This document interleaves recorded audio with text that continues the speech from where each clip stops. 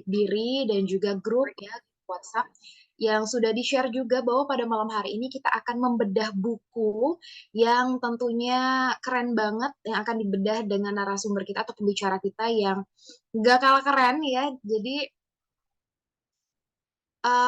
ini sudah tergabung dengan kita, pembicara kita yaitu Kak Evi. Jadi Kak Evi ini adalah seorang mahasiswi nih teman-teman dari jurusan pendidikan matematika yang luar biasa aktif sekali ya di UIN Wali Songo Semarang. Dan Kak Evi ini juga salah satu mahasiswa berprestasi di UIN Wali Songo Semarang ya teman-teman semuanya karena pernah beberapa kali menjuarai berbagai macam lomba ya seperti menulis cerpen itu, kemudian juga ada kembali juga di peserta relawan kampanye online, kemudian juara LCC 4 pilar itu berturut-turut ya di tahun 2017 dan juga 2018. Mungkin teman-teman juga bisa dibaca ini ya. Kemudian juga berpengalaman sekali di bidang keorganisasian, kemudian juga kepanitiaan gitu ya. Terbukti menjadi koordinator, kemudian juga menjadi ketua panitia di berbagai acara kepanitiaan organisasi gitu ya. Dan teman-teman, jadi materi atau buku yang akan kita bedah pada malam hari ini adalah Make Your Emotion Work for You. Jadi apa aja yang akan dibahas? Nanti yang pertama pengertian dari emosi itu sendiri seperti apa. Kemudian juga nanti akan dipaparkan oleh Kak Elvi itu tubuh dan jiwa.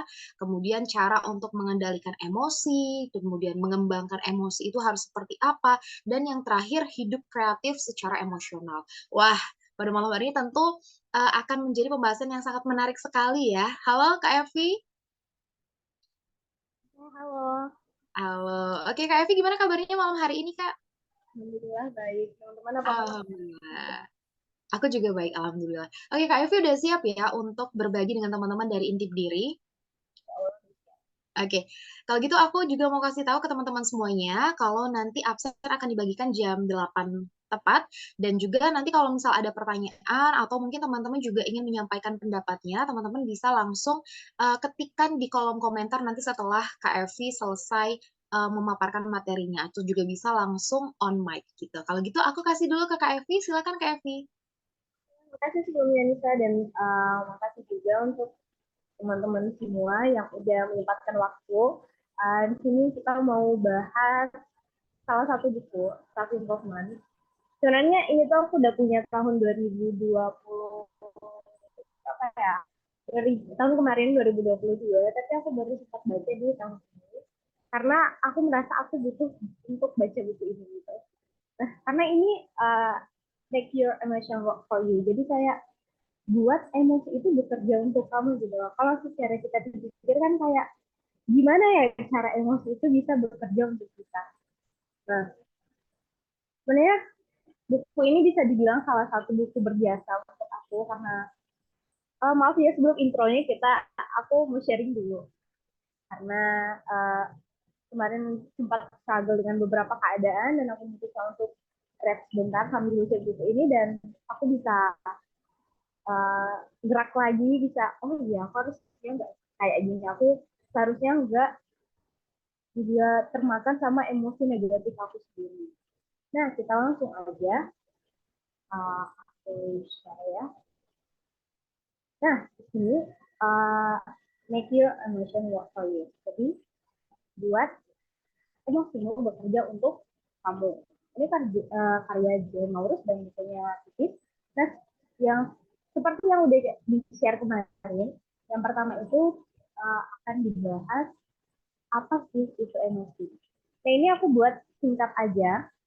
Sebenarnya banyak banget sebab-sebab unik yang dibahas di buku ini, tapi karena keterbatasan waktu jadi aku akan mengambil poin-poin besarnya aja. Kalau teman-teman mau baca lebih lengkap mungkin bisa langsung beli bukunya. Nah, yang pertama apa itu emosi? Singkatnya itu bisa dikatakan bahwa emosi itu adalah pemicu utama dalam aspek kehidupan kita. Kenapa kita bisa bilang pemicu utama? Karena hampir setiap hari, bahkan hampir setiap jam kita itu merasakan emosi yang sama atau bahkan emosi yang berbeda-beda. Jadi emang emosi itu udah ada dalam diri kita. udah emang satu kesatuan sama diri kita. Nah, terus di buku ini juga sebenarnya banyak banget kayak question-question gitu ya. Nanti aku share. Nah, emosi bisa dalam bentuk apa aja. Itu bisa sering kita sebut dengan perasaan atau nafsu atau sentimen atau sifat dasar yang lebih kompleks. Gitu. Nah, emosi juga sering disebut dengan pikiran yang digerakkan. Maksudnya pikiran yang digerakkan itu kayak gimana? Jadi kita melakukan suatu hal nih, terus tiba-tiba kita dapat emosi. Nah, itu udah bisa dibilang pikiran yang digerakkan. Pikiran yang digerakkan oleh lingkungan sekitar kita, oleh kegiatan sekitar kita, oleh kejadian yang ada di sekitar kita. Terus, emosi juga mempengaruhi emosi itu merupakan suatu keadaan jiwa yang mempengaruhi makhluk hidup. Mempengaruhi itu mungkin teman-teman udah bisa ambil gambaran besarnya ya. Jadi kayak keadaan jiwa kita lagi marah. Nah, itu bisa mempengaruhi makhluk hidup. Mungkin pengaruhnya di tindakannya atau di perasaannya atau di cara dia berbicara atau cara dia merespon kejadian itu udah bisa dibilang adalah keadaan jiwa yang mempengaruhi. Kadang kalau kita tiba-tiba ketemu atau dapat emosi marah, terus ada orang yang kegiatannya itu malah membuat kita tambah marah, nah itu mempengaruhi kita. Jadi emosi itu bisa mempengaruhi kegiatan-kegiatan kita setiap hari. Nah, terus kayak eh, apa emosi itu selalu negatif? Enggak, tentunya enggak. Karena semua perasaan itu termasuk dikatakan dengan emosi. Nah, aku di sini tetap ya, aku nggak tampilin di PowerPoint. Emosi menurut The Dictionary of Psychology, jadi menurut kamus psikologi, adalah keadaan yang lebih kompleks dari suatu organisme, termasuk perubahan dalam banyak hal, kayak pernapasan, menyusah nadi, kelenjar, dan lain-lain, dan secara kejiwaan, semisal kegembiraan atau kegelisahan yang ditandai dengan perasaan yang mendalam dan dorongan yang kuat untuk melakukan tindakan tertentu. Jadi ya, kembali lagi, emosi itu emang keadaan jiwa yang sangat mempengaruhi makhluk hidup. Bukan cuma manusia loh sebenarnya. Kayak hewan juga kalau kita logikain punya emosi ya sih. Kalau kita ganggu kan dia bisa marah. Nah kayak bebek, tahu nggak sih bebek yang suka ngejar tiba-tiba yang sentimen banget tuh. Nah kalau diganggu kan dia bisa aja ngejar, atau induk ayam yang lagi yang punya baby masih kecil itu kan dia kalau diganggu bisa responnya sesuai emosi lah. Ya itu untuk emosi. Terus, nah ini tubuh dan jiwa.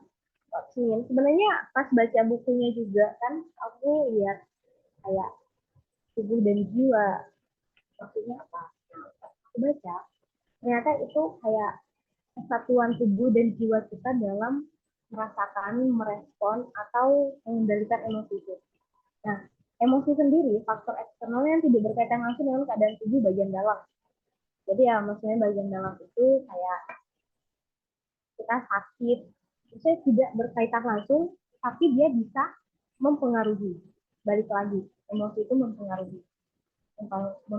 keadaan makhluk hidup. Nah, tubuh dan jiwa di emosi sendiri itu sebenarnya seberat apapun atau semacam apapun emosi yang kita rasakan itu, kekuatannya kembali lagi, kekuatannya itu tetap dalam diri manusia sendiri, jiwa, kecerdasan, dan kehendak. Mungkin di sini kayak mana jiwa, kecerdasan, dan kehendak kita dalam dalam merespon emosi itu, dalam mengumpulkan emosi itu. Jadi kalau misal kita lagi merasakan satu emosi, jiwa kita ini kayak tertekan gara-gara emosi itu. Nah, gimana tubuh dan jiwa kita itu bersatu untuk menerima, kita menerima emosi itu atau malah denial sama emosi itu. Nah, itu kembali lagi di kekuatan diri kita, kekuatan kita sebagai manusia. Sama kayak kecerdasan dan kehendak kita untuk merespon emosi itu seperti apa, mau bergerak seperti apa. Terus yang kedua, manusia itu sebagai makhluk satu. Sering dengar nggak sih kalau di buku ini itu disebutkan kalau jiwa dan raga kita itu satu kesatuan. Jadi kalau jiwa kita lagi emosi kayak sedih, jiwa kita sedang sedih, raga kita itu ikut-ikutan bertindak sedih gitu. Kayak lagi sedih kan, emosinya lagi sedih, kita lemes atau tidak punya gairah untuk hidup gitu. Jadi raga sama jiwa itu satu kesatuan, walaupun salah satunya bisa aja menyembunyikan gitu. Tapi mereka tetap satu. Sehebat apapun manusia itu menyembunyikan perasaannya, menyembunyikan gerak-geriknya untuk mendenair sebuah emosi. Tapi mungkin orang lain nggak kelihatan. Tapi dirinya sendiri itu yang bakal ngerasain. Kayak lagi sedih, tapi raganya di luar kayak look like nggak ada apa-apa gitu, malah senang-senang aja. Nah, di buku ini dikatakan ya emang itu benar adanya. Tapi jangan lupa walaupun manusia itu pintar acting tanda kutip, dia tetap bakal merasakan emosi itu baik jiwa dan hati. Terus di buku ini juga di bagian sebab manusia sebagai makhluk kesatuan itu uh, ada gambaran sebagai berikut ini kayak quote gitu ya. Dan aku seperti seseorang yang tersesat di hutan belukar, yang mengoyak dan terkoyak mencari jalan namun tersesat tanpa tahu cara menjalin tanpa tahu cara mencari jalan keluar. Terus mencari dan putus asa menyiksa diri sendiri. Nah, ini gambaran kayak orang yang tidak mau menerima bahwa jiwa dan raganya itu satu kesatuan, dan tidak mau menerima bahwa kesedihannya itu akan dirasakan sama tubuhnya juga, atau amarahnya itu akan berintek sama tubuhnya juga. Terus bagaimana cara manusia berobat? Itu ada di sini kayak pengobatan manusia.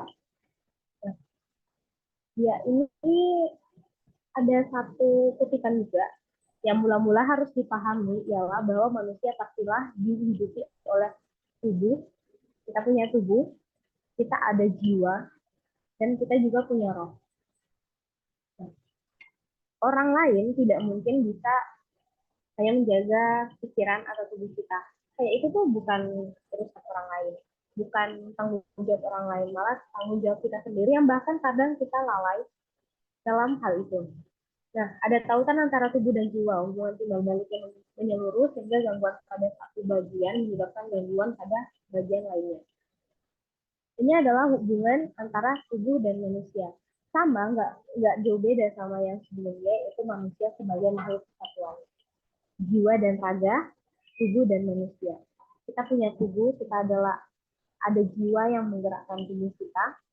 Kalau kita aja nggak bisa kenali, kalau kita nggak bisa menerima, atau kita nggak bisa tegas bertindak dengan tubuh kita untuk menerima satu emosi atau menolak satu emosi atau uh, apa namanya menghindari suatu emosi, ya itu akan membuat kita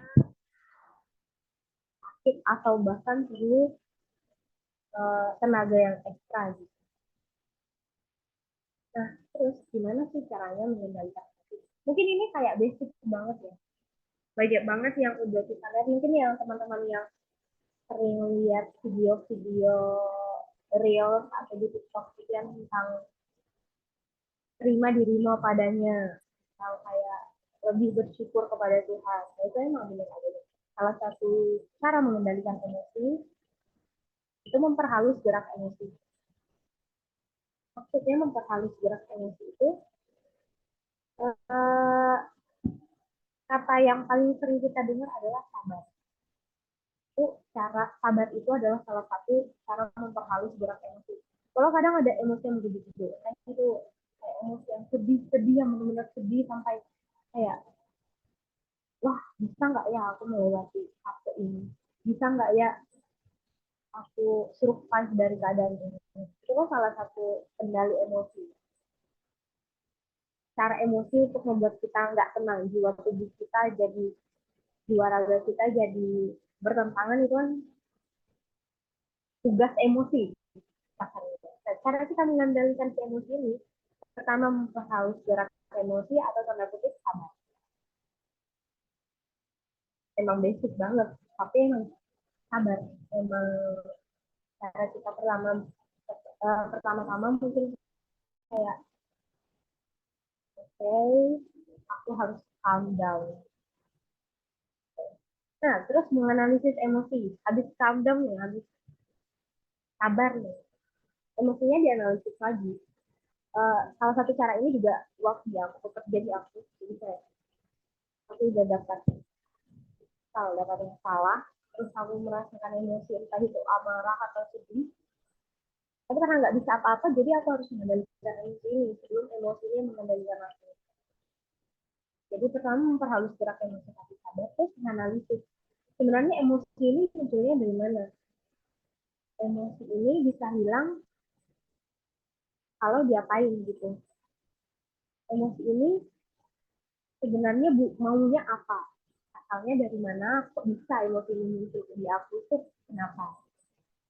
Nah, pas udah tahu, pas kita udah analisis, kita berusaha mengendalikan emosinya secara positif atau ya menerima emosi. Sebenarnya tentang menerima atau denial sama emosi kita itu sebenarnya kan banyak kita sendiri.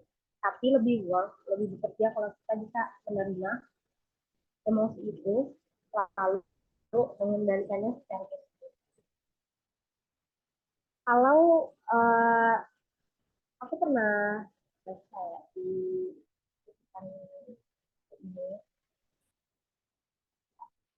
ini, aku lupa tandain kutipannya.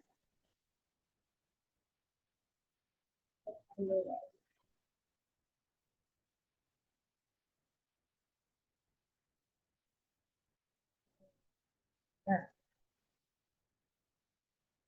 kayak mengendalikan emosi terkadang hati terluka oleh kata yang telah tersiap dan sering luka tak terkatakan tumbuh bersama amarah.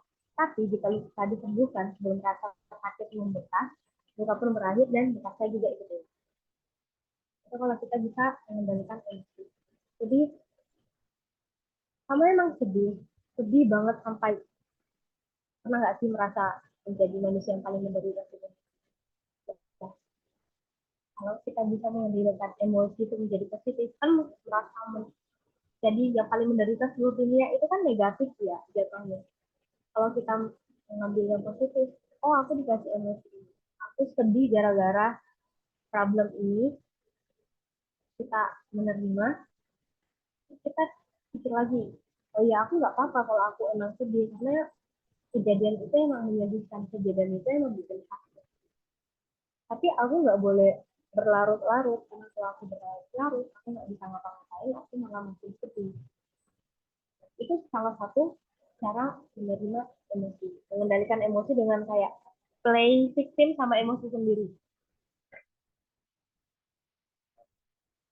Nah, terus selanjutnya melepaskan diri dari perasaan yang tidak kita inginkan.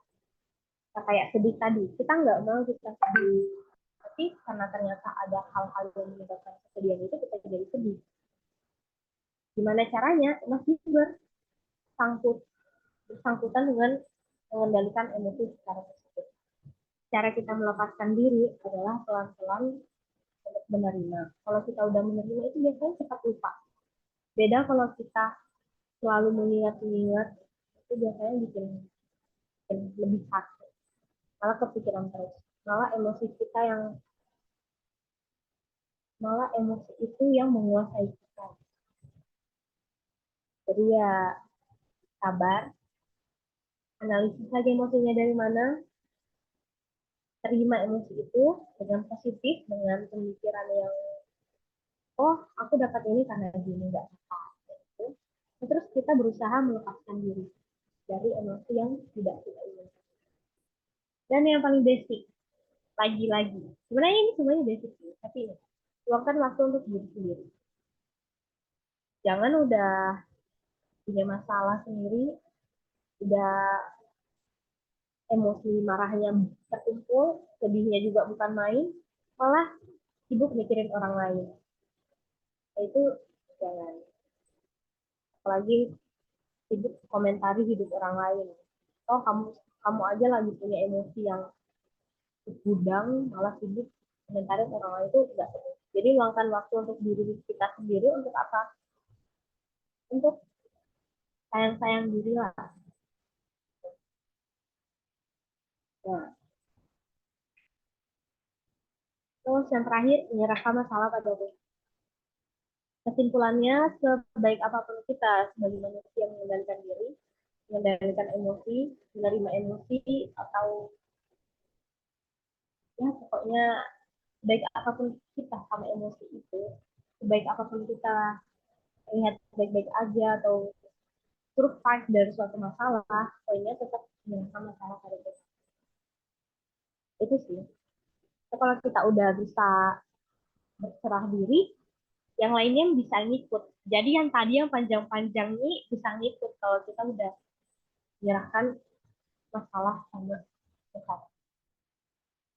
We never alone, kita punya Tuhan. Jadi ya bahkan buku yang aku sebenarnya agak kaget sih. Aku kira buku ini tuh full bener-bener kayak kerja kita sebagai manusia. Tapi ujung-ujungnya bakal ngingetin kita kepada yang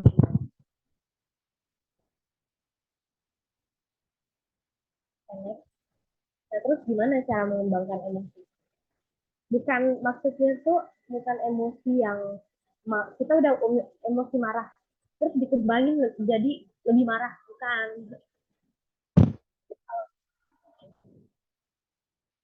Cara mengembangkan emosi itu ada beberapa cara. Nah, yang pertama itu kecerdasan emosional. Kalau kecerdasan emosional ini di tiap orang-orang itu beda. Ada yang kata di buku ya, kita mengetahui umur kronologis kita, berapa umur kita dalam hitungan tahun. Ya pasti kita tahu. Terus kita dengan mudah dapat menentukan umur pikiran kita atau kecerdasan intelektual melalui rangkaian tes, ujian atau tes-tes apalah itu kecerdasan intelektual. Tapi berbeda sama kecerdasan emosional. Ada orang yang dia pintar banget kalau intelektual, tapi giliran dikasih kecerdasan masalah yang mungkin sebagai ujian, sebagai bentuk ujian kecerdasan emosionalnya dia belum bisa, dia kewalahan. Nah, kesulitan untuk menentukan umur emosional mungkin dari kenyataan bahwa tiap orang itu berbeda. Jadi bukan karena dia nggak mampu, tapi memang tiap manusia itu punya keunikan sendiri-sendiri. Dan bahwa jenis rangsangan yang sama dapat menimbulkan emosi yang berbeda pada saat yang berbeda dan pada manusia yang berbeda. Jadi satu masalah, misalnya satu masalah diberikan ke 5 orang yang berbeda, jadi 5 orang ini responnya beda-beda, ketangguhan emosinya, ke cara dia menerima emosi itu beda-beda, cara dia menanggapi masalah itu pasti beda-beda karena kecerdasan emosional yang beda. Di situ juga ada unik banget kalimatnya. Pada umur 20 tahun, kita tidak peduli tentang apa yang dipikirkan orang lain mengenai diri kita. Benar sih, masuk dalam rangkaian life suatu. Bener. Biasanya kita kayak tak perlu mikirin omongan orang lain. Just be yourself. Dan ya udah, orang lain mau ngomong apa, aku nggak peduli. Benar. Terus pada umur 40 tahun, kita mengkhawatirkan apa yang dipikirkan orang lain mengenai diri kita. Ini umur 40 tahun. Mungkin yang sudah 40 tahun bisa merasakan, tapi saya belum. Jadi berpatokan henti. Nah, tadi pada umur 20 tahun nggak peduli. Pada umur 40 tahun khawatir. Pada umur 60 tahun kita menyadari bahwa orang lain tidak pernah memikirkan diri kita. kayak umur 20 tahun oke bodo amat, 20 tahun khawatir, umur 60 tahun malah sadar ternyata kemarin-kemarin tuh gak guna gitu. Kita sebenarnya gak pernah dipikirin sama orang lain. Nah, karena emosi-emosi itu bisa merubah bahkan merusak hidup kita. Jadi kecerdasan emosional itu dibutuhkan untuk mengelola emosi kita sendiri, mengembangkan emosi kita sendiri, mengembangkan gimana cara kita mengubah emosi itu menjadi takluk sama kita. Bukan kita yang dipermainkan emosi, tapi gimana emosi itu yang malah tepuk tangan sama kita gitu. Wah gila, dia hebat banget bisa mengendalikan aku, bisa bisa ya pokoknya buat emosi itu itu nggak guna gitu. Nah, terus teknik jika atau puisi. Sebenarnya ini ada puisi.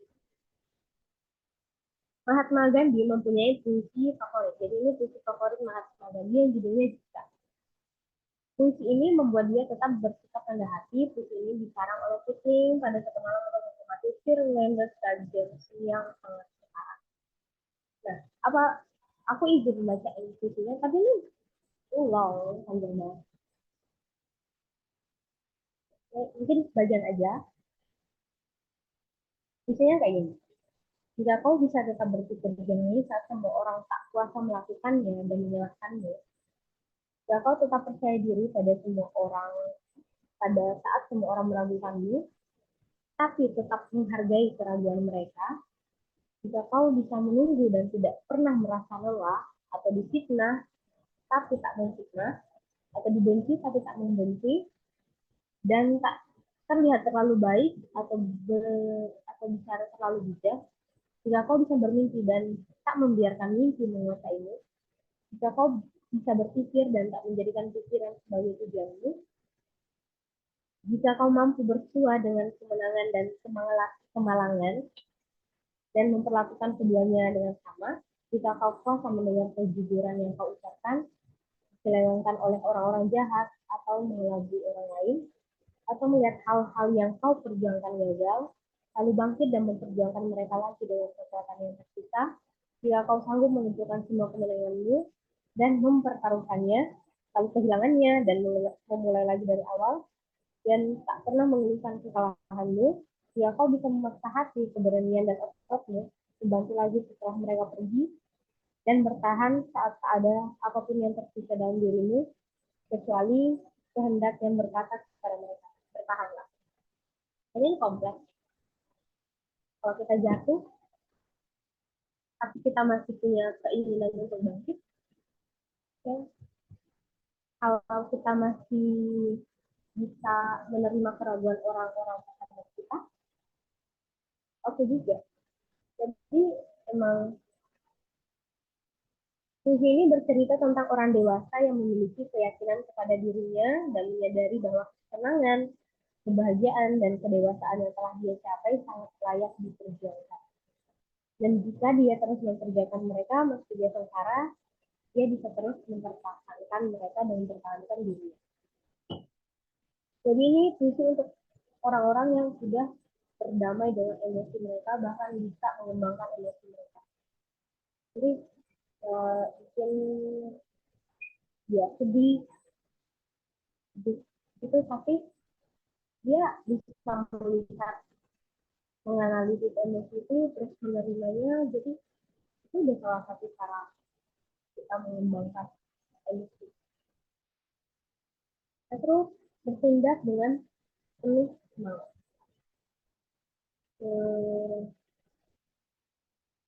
Kalau di cara yang pasti untuk menetralkan amarah atau salah hati itu adalah dengan antusiasme. Kalau di sini seseorang dapat mencapai kesuksesan dalam urusan apapun yang membuatnya. Jadi ya kalau kita lagi mengerjakan sesuatu, kita bakal bisa. Dan apa hubungannya dengan emosi? Kalau kita punya kita lagi dari emosi marah, ada amarah. Tapi kita punya tujuan lain, kita punya tujuan yang nggak boleh dikendalikan sama si marah ini. Nah, kita harus bertindak dengan penuh semangat, dengan cepat tenaga untuk kita menerima emosi ini, tapi gimana emosi ini bisa membantu kita untuk bergerak. Ini karena kita lagi marah, kita butuh pelarian. Kita malah ngerjain sesuatu yang jadi tujuan kita. Itu bisa aja. Kembali lagi, itu bisa untuk orang-orang yang punya kecerdasan ini. Semua orang punya, tapi rasanya berbeda. Nah, terus merasakan keindahan dalam hidup. Tapi bersyukur. Jadi kalau kita bisa bersyukur, ke gudang-gudang sebanyak-banyak apapun emosi itu, seberagam apapun emosi itu. Kalau kita bisa bersyukur, kita bakal tetap bisa merasakan semua keindahan dalam hidup ini. Kita bakal bisa menemukan semua hal baik di dalam hidup ini, yang entah itu yang sedang atau yang pernah atau yang akan kita rasakan. Kalau kita udah bisa berdamai dan bekerja sama dengan emosi, itu bakal enak banget. Bersyukur itu poin lah ya dari semua ini. Poinnya itu bersyukur kalau kita memulai. Ya. Gimana sih caranya hidup kreatif secara emosional? Ini aku mau cerita mungkin sedikit juga berdasarkan pengalaman pribadi kayaknya. Nah, di sini kenali batas energi Anda dan pastikan emosi digunakan dengan baik untuk mencapai tujuan itu. Kita manusia pasti semua punya tujuan hidup.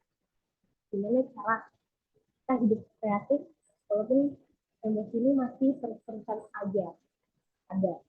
Jadi hidup kreatif secara emosional. Yang pertama, kreativitas. Apapun itu kalau udah hidup kreatif, berarti kita butuh yang namanya kreativitas. Entah itu pokoknya buat yang paling sering ditemui ya, emosi misalnya lagi galau, terus orang ini memanfaatkan kegalauannya dengan cara menulis. Menulis entah itu dia menulis cerpen, menulis puisi, atau hanya menulis buku diary, itu kan udah satu kreativitas. Kalau kita bisa menempatkan emosi-emosi menjadikannya sebuah kreativitas yang apa aja yang ada di kita itu udah kita udah bisa selesai semuanya. Terus tetaplah bersikap sederhana. Kita harus bisa, yang ini bukan cuma di emosi sih, karena memang kunci itu bersikap sederhana. Nah, kayak kesederhanaan dalam ucapan tampak pada jawaban ya atau tidak tanpa dibarengi dusta. Jadi kok ditanya, jawabannya ya seadanya maksudnya. Ya, tidak dilebih-lebihkan. Kalau ditanya, kamu udah makan belum? Belum, tapi ini. Kan jawabannya cuma belum. Jadi kita harus tetap bersikap sederhana secara emosional, itu merespon hal-hal seperti ini. Tidak usah berlebihan terhadap apapun, apalagi ke emosi yang ada. Oh, itu yang nomor 4 ya malah. Harusnya yang berkreasi dulu. Nah, sama yang kayak berkreasi tadi, yang kreativitas, kita udah bisa menunjukkan hal kreativitas karena emosi itu, kita udah menciptakan karya, berkreasi, kita menjalani hidup dengan menjalani hidup beriringan dengan emosi itu, tapi kita udah bisa hidup kreatif secara emosional, dan kita kembali lagi, kita bakal bisa tetap sederhana. Karena nggak tahu ya ini real life atau gimana, orang yang banyak masalah, orang yang hidupnya penuh apa masalah-masalah emosional itu cenderung bisa lebih bijak, lebih menyikapi apa-apa itu sepenuhnya gitu. Ya, di buku ini berkata di situ, dan aku juga melihat itu memang kayak Gitu.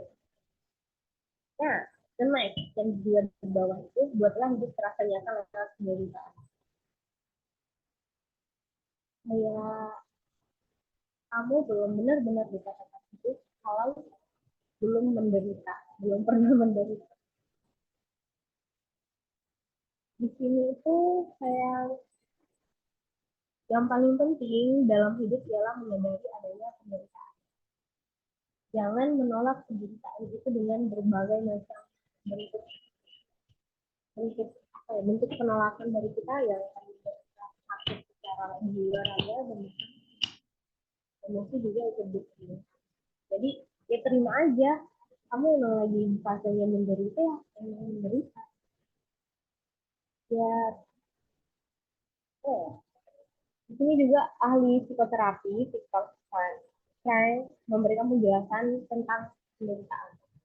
Penderitaan dan persoalan merupakan bagian dari kehidupan, sama seperti takdir dan kematian.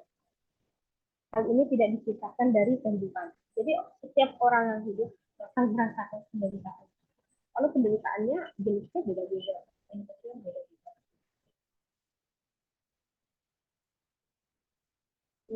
Di sini kita ada sekitar lagi.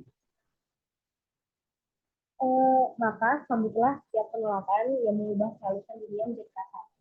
Setiap kesedihan yang tak lagi menawari kita untuk duduk atau berdiri, melainkan mengusir kita. Jadi semuanya itu memang harus diterima. Apapun bentuknya musik ataupun bentuknya masalah itu tidak akan bisa kita lalui kalau kita tidak menerima. Bagaimana cara menerima semuanya? Kita harus hidup kreatif secara emosional. Kita harus menerima semuanya itu dengan mengendalikan emosi, mengembangkan emosi, dan bahkan hidup bersama emosi. Nah, terus di sini terimalah perjanjian akhir Anda. Sebenarnya di sini kayak apa sih maksudnya perjanjian akhir Anda? Di sini kita tidak sanggup melarikan diri dari kenyataan bahwa kita akan menerima penderitaan. Jadi, kalaupun kita mencoba menghindarinya, cepat atau lambat pasti akan kena, pasti akan dapat. Sama halnya dengan kematian. Jadi ya jalanin aja hidup. Toh ujungnya kita bakal menderita entah kapan itu, kita bakal susah entah kapan itu. Tapi kita juga akan bahagia entah kapan itu dan bagaimana caranya. Sama kayak kita menerima bahwa kenyataan kita akan mati pada hari dan ditunggu gitu. Ya. Terus mungkin poin-poinnya, nah terakhir aku suka banget. Jadi teman-teman bisa baca juga. Sebenarnya banyak banget ya kayak puisi-puisi gitu, bukan puisi sih yang sebenarnya di buku ini dia tuh kayak kumpulan quote gitu enggak juga. Emang quote-nya tuh kayak wah membuat kita merasa aku banget nih. Nah, baca tulisan gitu. Wah ini aku banget nih. Ya, itu yang aku rasakan pas baca buku ini. Terus setiap hantaman yang kau dapatkan dan tiap centakan yang kau terima dan kejutan yang dihadapi oleh keberanian ini dan penderitaannya dan penyesalan yang sia-sia, hadiah yang tidak kau dapatkan yang menuju keberanianmu dan menunjukkan bahwa kau tidak ada, bukan dengan tiap pukulan yang mampu kau ketik, tapi pukulan yang siapa kau terima. Jadi lagi-lagi penerima. Kuncinya mengendalikan emosi, kuncinya membuat emosi bekerja untuk kita adalah step pertama atau langkah pertama dalam menerima emosi. Habis menerima emosi itu terserah kamu mau apain emosi itu. Kamu mau playing victim sama emosi itu, oh yang penting kita punya kemampuan untuk mengendalikan, mengembangkan dan hidup secara emosional. Jadi kita nggak boleh denial sama emosi-emosi. Kuncinya itu adalah penerimaan. Tapi setelahnya puasa, aku terima dulu dua yang dahulu yang menunjukkan kebahagiaan. Oke, jadi itu dulu. Sebenarnya banyak banget ya, tapi secara garis besar buku itu menyampaikan itulah poin-poinnya. Facebook ini tuh suruh kita sabar. Jadi gimana caranya membuat emosi bekerja untuk dulu, yaitu menerima emosi, sabar, dan kendalikan emosi.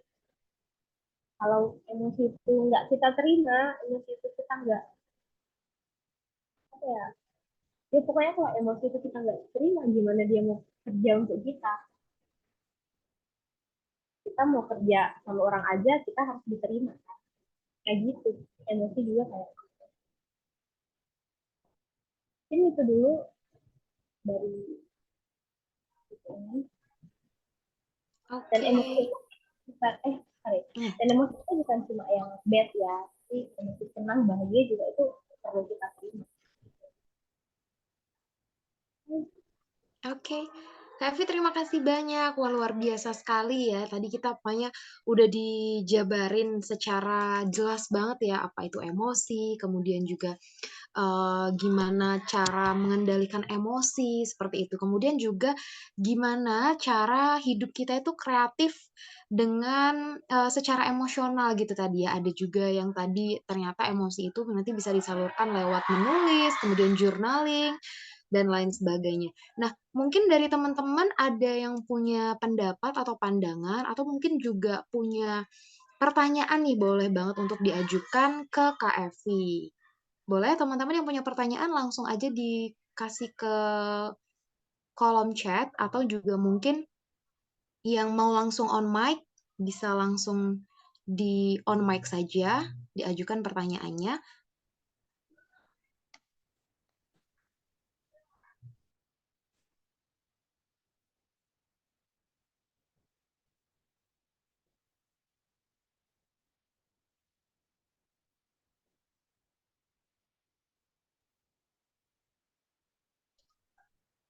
Teman lagi punya pertanyaan atau mungkin juga pengen menyampaikan pendapat, pengalaman, boleh banget ya langsung on mic atau juga bisa dikirim di kolom chat biar nanti langsung aku bacain dan dijawab langsung sama Kak Evi.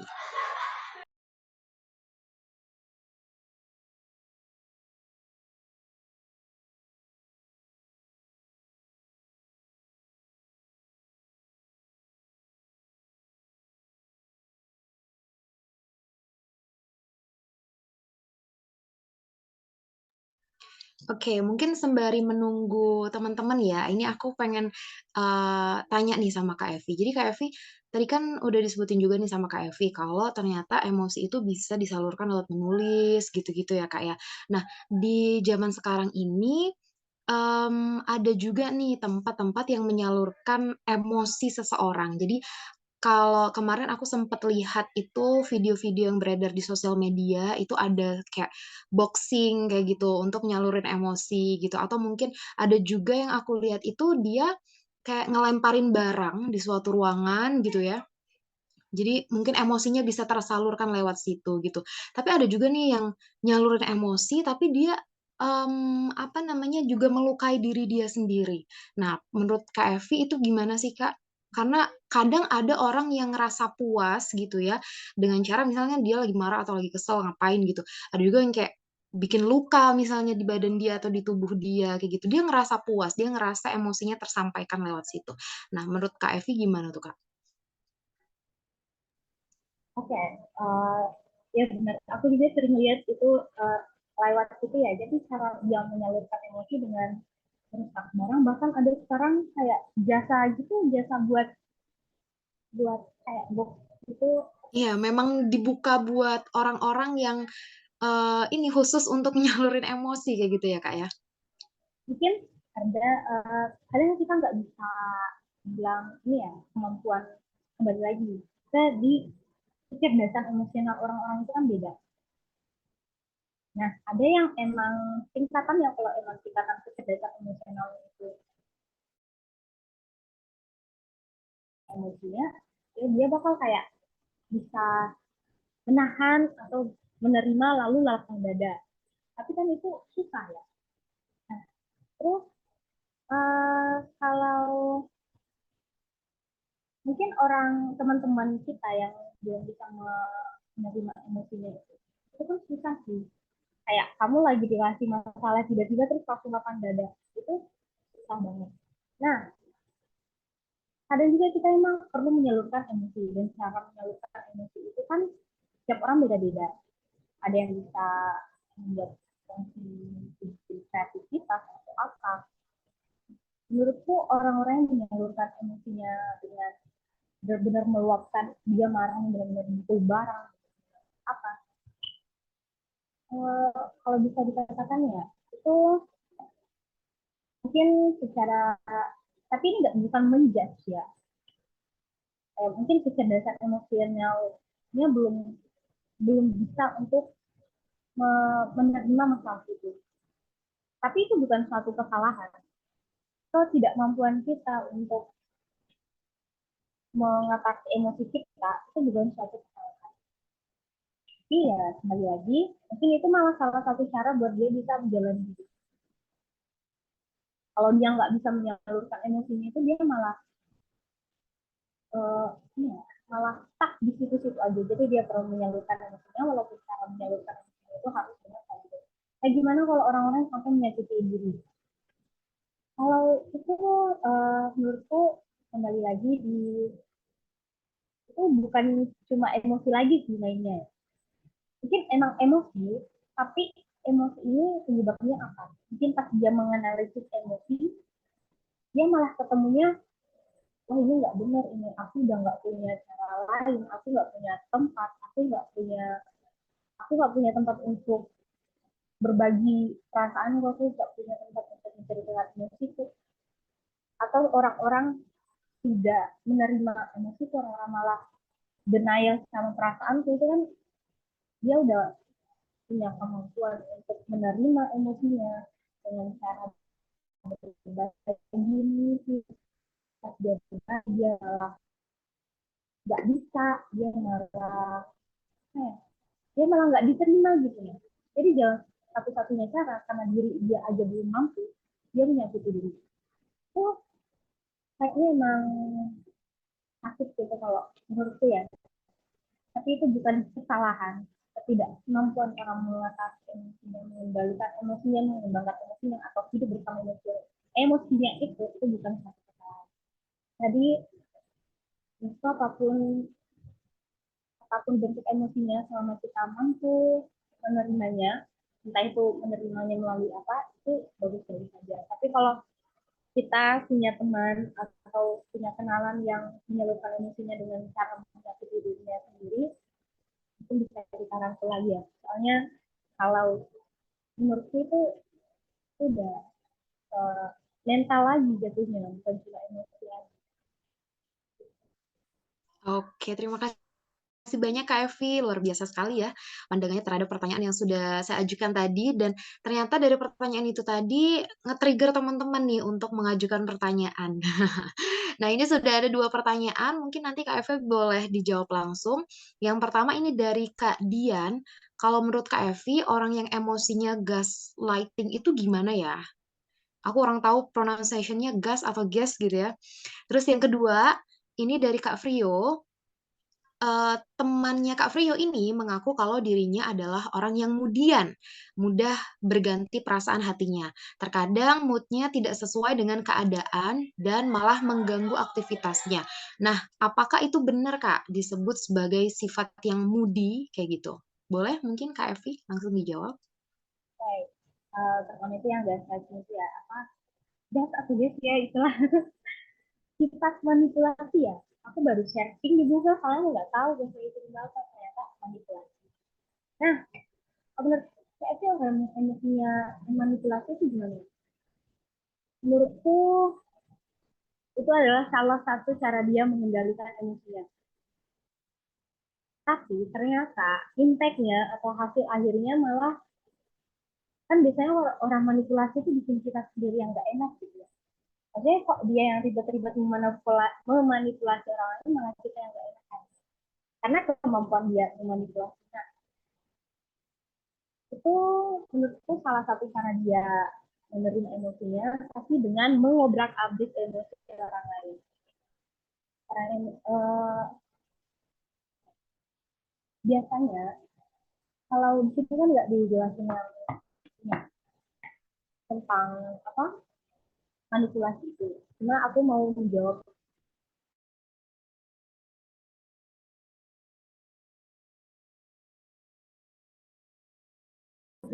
itu kembali ke pemikiran teman-teman, tapi ini menurut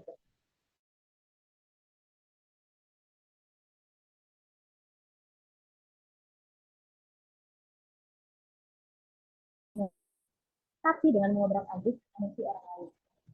Nah, kalau di sini itu dia belum bisa berdamai. Dia udah mungkin dia menerima apa setiap penerimaan itu bukan berarti perdamaian.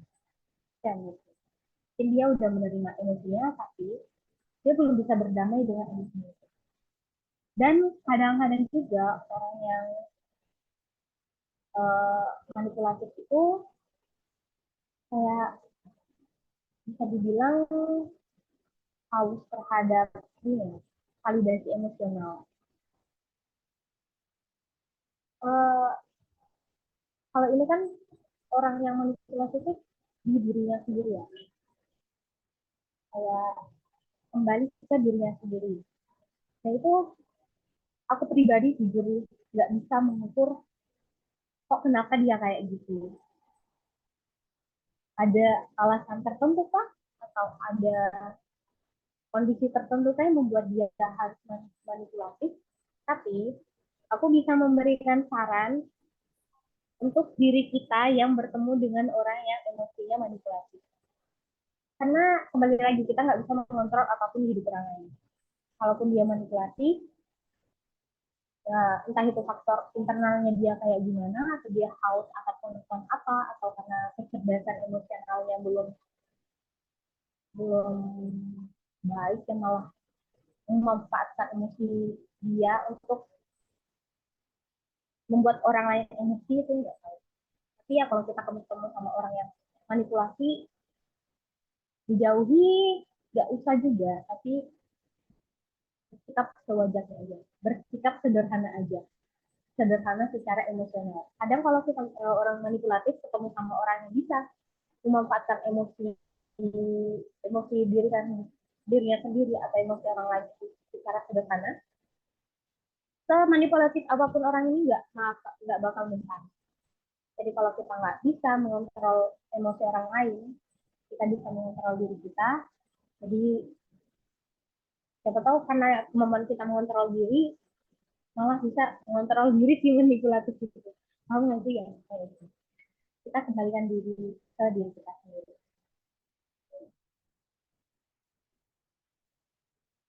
Terus next, teman saya mengaku dirinya moody, sudah berganti perasaan hatinya. Terkadang maksudnya tidak sesuai dengan keadaan dan mengganggu aktivitasnya. Apakah benar adanya sifat begitu? Aku membenarkan.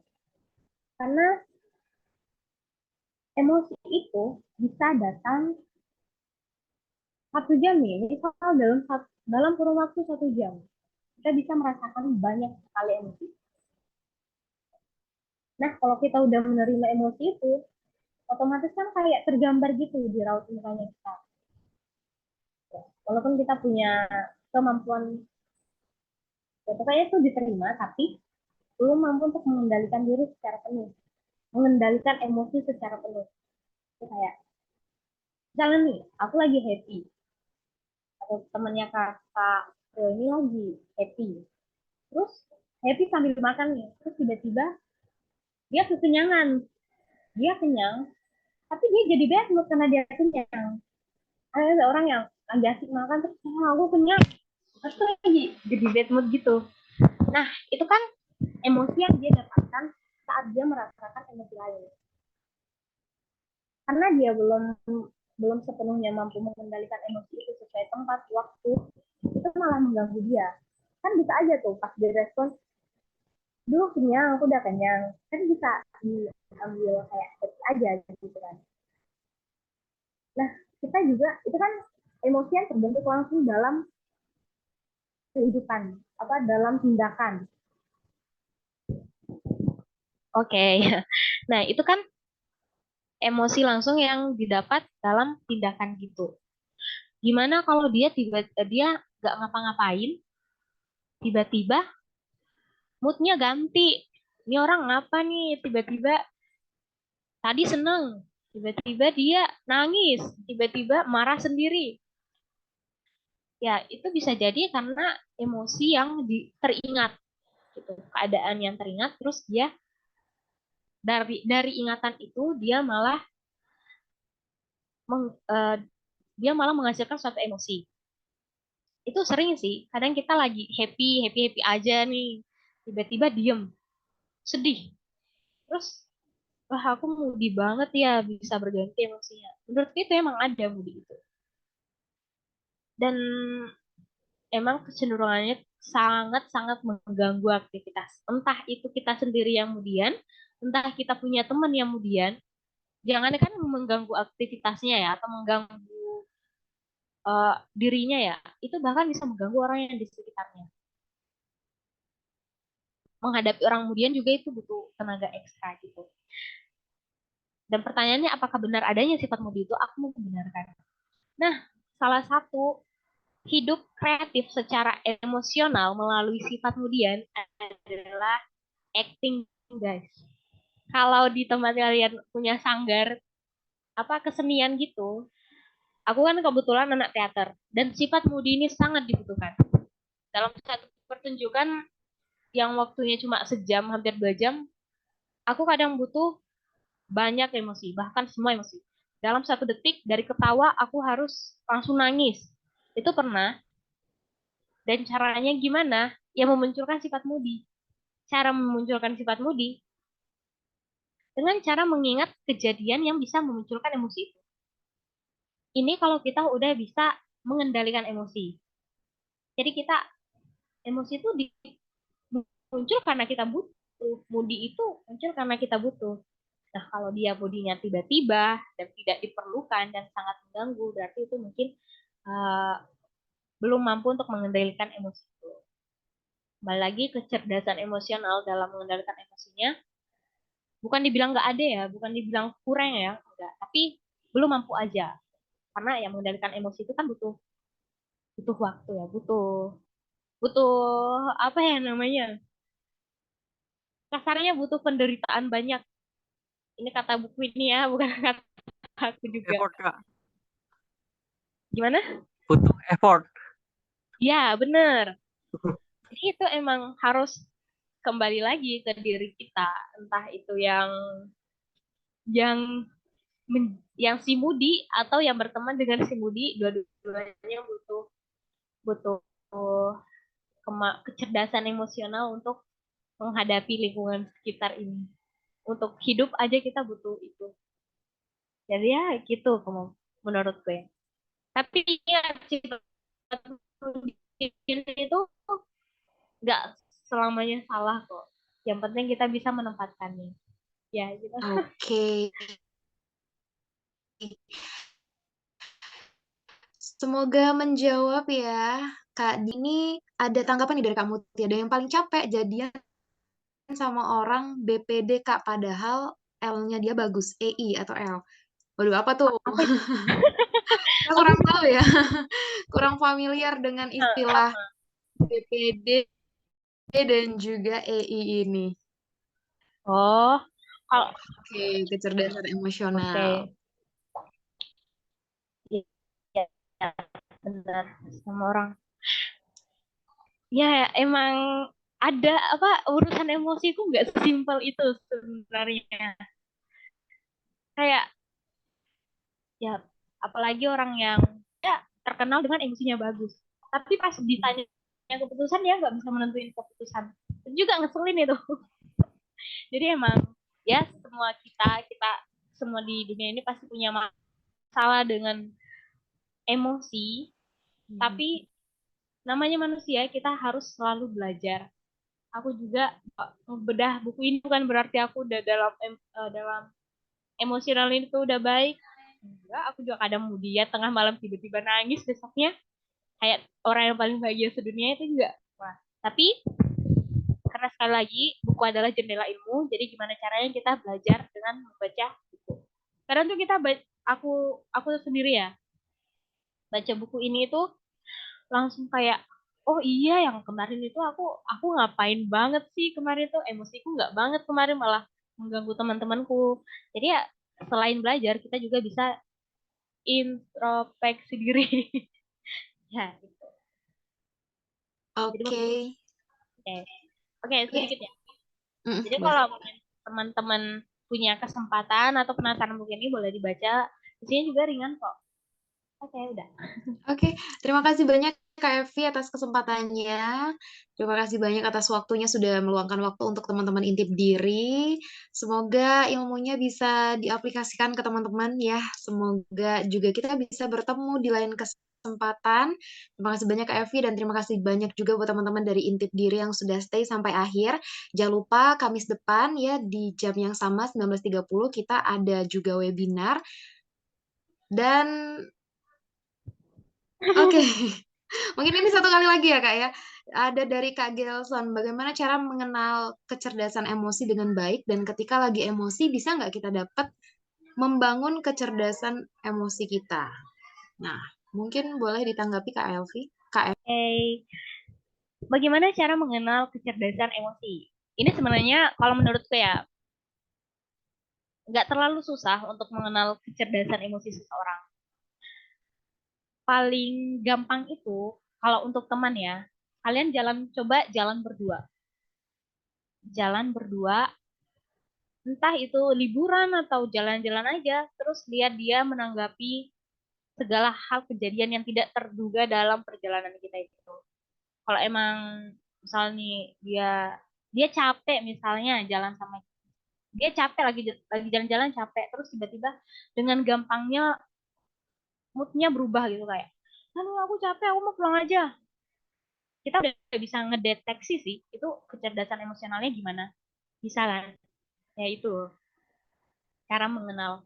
Atau kalaupun eh, orang yang nggak terlalu kita kenal, menurutku ya kita gampang mengenali kecerdasan emosi orang itu kalau dia sedang dihadapkan sesuatu hal yang akan memancing sebuah emosi, entah itu emosi yang positif atau negatif. Kita bakal bisa melihatnya dari situ. Tapi kalau dia nggak ngapa-ngapain, dia cuma baca buku, orang kita nggak kenal, gimana kita mendeteksinya, nggak bisa. Jadi caranya adalah melihat, mengamati orang-orang di sekitar kita yang sedang dilanda emosi, sedang dikenalkan atau ditimpa berbagai macam emosi. Lihat cara dia merespon emosi. Cara apa yang paling sering sih kayak apa ya? Kayak misal nih, kamu rusakin barang temanmu, merusakin tuh. Ya marah, wajar nggak sih? Wajar. Marah saat orang, wah gila barang kita dipecahin, dirusakin orang, ya gimana kita nggak marah? Tapi gimana cara kita merespon itu? Gimana cara kita mengelola amarah itu? Apakah kita langsung marah? Kalau misalnya kita langsung marah, langsung bentak-bentak, ya menurutku itu bisa kita tingkatkan lagi kecerdasan emosionalnya. Kalau kita terima dulu, oh ya aku marah, pelan-pelan, terus direspon, kok bisa rusaknya, kenapa? Nah berarti itu dia udah bisa, kecerdasan emosionalnya udah bisa good lah ya gitu, dia udah bisa. Nah terus ketika lagi emosi bisa nggak kita dapat membangun kecerdasan emosi? Bisa. Bahkan cara kita belajar membangun kecerdasan emosional adalah dengan emosi dulu. Iya, benar. Itu adalah pilihan. Kecerdasan emosional itu kayak pilihan sih jatuhnya. Kamu lagi sedih, sedihnya Ya, nih sedih. Oke, kita terima perasaan sedih itu. Pas kita lagi sedih, apakah sedih ini akan membuat aku stuck aja, aku lagi jadi nggak ngapa-ngapain, aku malah sedih terus-terusan berjam-jam. Itu pilihan. Kalau kita memilih sedih berjam-jam, berarti itu bisa dikatakan kita masih perlu belajar membangun kecerdasan emosional lagi. Kalau kita memilih untuk, oke aku terima perasaan sedih ini, oke aku sedih, aku nggak apa-apa, aku sedih, tapi aku masih punya kerjaan lain, jadi aku harus memilih untuk melanjutkan apa yang harus aku lakukan gitu. Nah, itu adalah salah satu cara membangun kecerdasan emosi. Tapi kuncinya dalam membangun kecerdasan emosi dalam emosi apapun itu, terima dulu emosi itu. Emosi apapun kita harus terima. Urusan kita mau apain emosi itu kembali pilihan kita. Itu menurutku. Baik, terima kasih Kakak Evi Nur atas penjelasannya. Oke, dan ya terima kasih Kak Evi, Kak Gelson yang udah mengajukan pertanyaan ya. Dan pertanyaan dari Kak Gelson ini juga menjadi pertanyaan terakhir ya di sesi webinar kali ini. Sekali lagi aku mau ngucapin terima kasih ke Kak Evi, ke teman-teman dari Intip Diri. Jangan lupa Kamis depan di jam yang sama kita akan adakan juga webinar. Jadi teman-teman jangan lupa untuk pantengin terus di akun Instagram kita di @intipdiri dan juga WhatsApp grupnya gitu. Kalau gitu, aku Anissa pamit undur diri. Wassalamualaikum warahmatullahi wabarakatuh. Selamat malam semuanya.